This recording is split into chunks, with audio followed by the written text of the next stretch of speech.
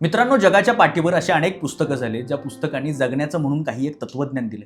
कितीही पुस्तकं वाचा, कितीही पुस्तकं हाताळा, कितीही पुस्तकं तुमच्या घरी असू द्यात, पण प्रत्येक माणसाच्या आकर्षणाची गोष्ट असते ती म्हणजे डायरी.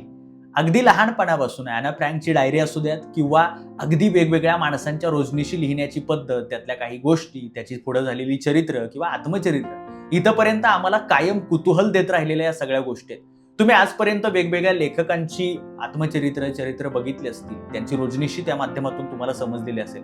एक प्रचंड मोठा व्यावसायिक झाला, उद्योजक झाला आणि मग त्याचं म्हणून काही एक रोजनिशीचं पुढे चरित्रात रूपांतर झालं आणि ते भरपूर खपलं असं आपल्याला ऐकिवात आलं असेल.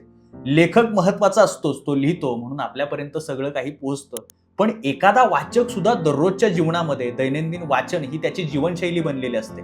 आजही या महाराष्ट्राच्याच नाही तर जगाच्या कानाकोपऱ्यात अशी अनेक माणसं आहेत जे सकाळी डबा भरतात आणि वाचनालयात जाऊन दिवसभर वाचत बसतात. अशा माणसांचं काय होतं, अशी माणसं नोंदी करतात, त्यांचं पुढं काय होतं? तर याचं सरळ साधं सोपं उत्तर आहे, या माणसांच्या नोंदींची पुढं होते वाचणाऱ्याची रोजनिशी. मला आवडलेलं प्रचंड महत्वाचं पुस्तक आहे, ते मला आज तुम्हाला सांगायचंय, ते म्हणजे वाचणाऱ्याची रोजनिशी. सतीश काळसेकर यांनी हे पुस्तक लिहिलं आणि या पुस्तकामध्ये जवळपास हजारो पुस्तकांचा संदर्भ त्यांनी दिलेला आहे. अगदी पहिल्या वाचनापासून ते शेवटच्या वाचनापर्यंत आणि मग वाचता वाचता झालेल्या घडामोडींपर्यंत, अगदी रात्री अपरात्री मला काहीतरी वाचायला आवडलेलं आहे आणि आवडलेलं माझ्या वाचनामध्ये आलेलं आहे असं सांगण्यासाठी मित्राला फोन करायचा आणि मग तासनतास त्या मित्राशी पुस्तकांसंदर्भात बोलत राहायचं, अशी एक सवय एका पिढीमध्ये रुजवण्याचं काम सतीश काळसेकर यांनी केलं.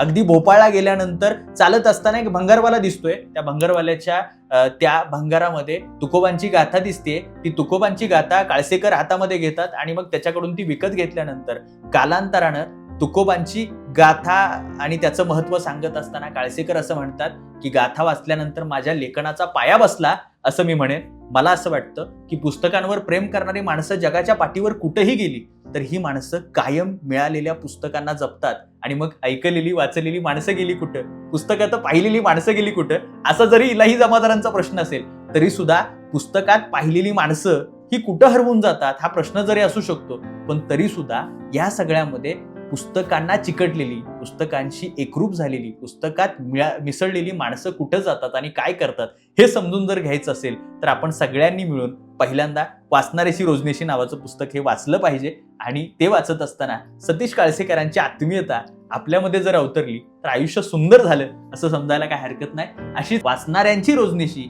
पुस्तक नाक्यावरती सातत्यानं आपल्याला ऐकायला मिळो, यासाठी म्हणून आपण पुस्तक नाका फॉलो करूया, सबस्क्राईब करूया आणि त्याचबरोबर आपलं हे प्रेम जे आहे ते विस्तारण्यासाठी लोकांपर्यंत हे सगळं पोहोचवूया.